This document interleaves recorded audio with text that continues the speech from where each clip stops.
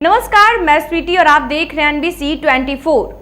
भाजपा अगर अपनी हार की समीक्षा करे तो दो बयानों पर उन्हें विशेष ध्यान देना होगा।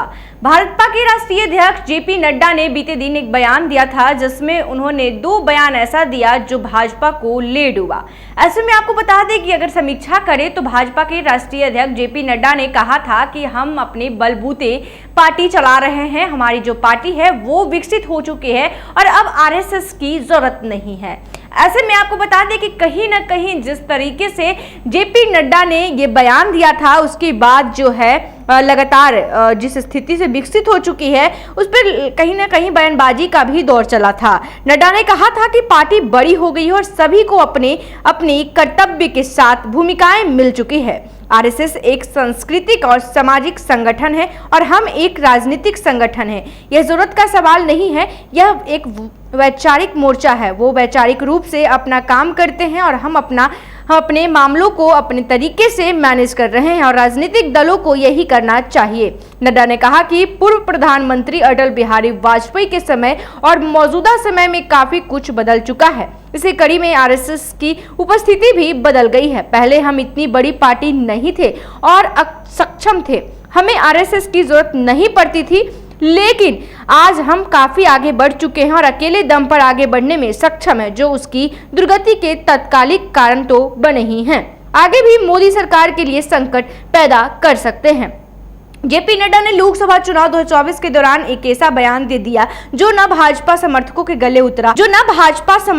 गले उतरा और आरएसएस को ही अच्छा नहीं लगा होगा। उन्होंने कहा कि बीजेपी को अब संघ के बैसाखी की जरूरत नहीं है। भाजपा समर्थकों की नजर में यह उनका निहायत महत्वपूर्ण बयान था। भाजपा के साथ जुड़े या उसे समझने वाले आरएसएस और भाजपा के बीच चोली दामन का संबंध मानते रहे। जाहिर तौर पर उन्हें नड्डा के बयान से घोर निराशा हुई होगी। शायद इसी से नाराज होकर भाजपा समर्थकों में चुनाव के दौरान वह इस बार उत्साह देखने को नहीं मिला जैसे पिछले दो चुनावों में दिखा था। इस बार चुनाव में भाजपा की जो दुर्गति हुई उसका एक कारण ये भी है।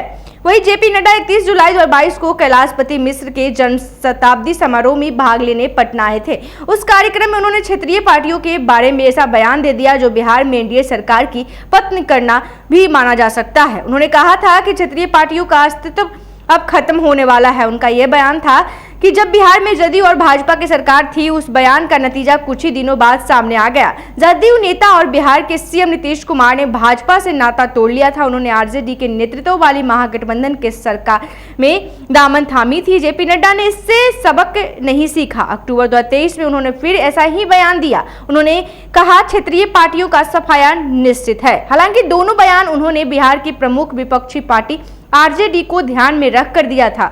उनके निशाने पर परिवारवाद और भ्रष्टाचार को बढ़ावा देने वाला आरजेडी था, लेकिन उन्हें इसका तनिक भी आभास नहीं हुआ कि आरे वक्त क्षेत्रीय पार्टी ही भाजपा की मददगार बनती रहती है।